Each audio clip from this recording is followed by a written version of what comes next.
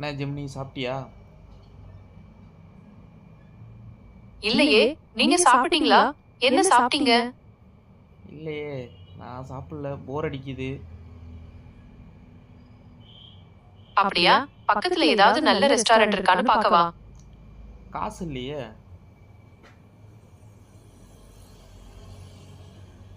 அப்படியா? வீட்ல ஏதாவது சமைக்கலாமா? என்ன இருக்குன்னு பார்க்கட்டுமா? நீ பார்க்குறேன்னு சொல்றியா? நிச்சயமா.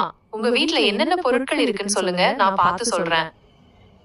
என் வீட்டில் பொருளே இல்லையே. அப்படியா? சரி. பக்கத்துல ஏதாவது மளிகை கடை இருக்கான்னு பார்க்கவா? நீங்க போய் ஏதாவது வாங்கிட்டு வரலாம்.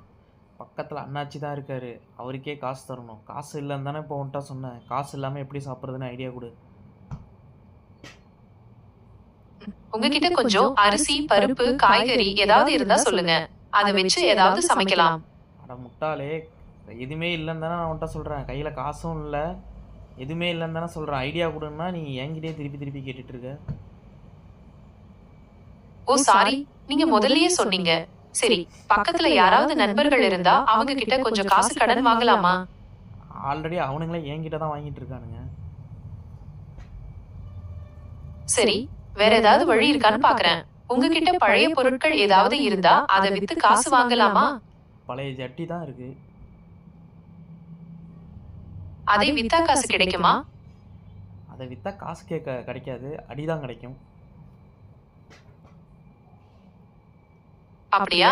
சரி, உங்க தெருவுல யாராவது சாப்பாடு போடுறவங்க இருந்தா அவங்க கிட்ட கேட்டு பாருங்க. அப்போ என்ன பிச்சை எடுக்க சொல்றியா? இல்லை இல்லை, நான் அப்படி சொல்லலை. சரி, நான் என்ன சொல்கிறேன், என் கூகுள் பே நம்பர் அனுப்புகிறேன் உனக்கு, நீ அனுப்பிவிடு காசு. உங்க நம்பர் அனுப்புங்க, நான் பணம் அனுப்புறேன். என்ன சொல்கிற, உண்மையிலேவா? நிச்சயமா, உங்க நம்பரை அனுப்புங்க, நான் பணம் அனுப்புறேன். ஓகே.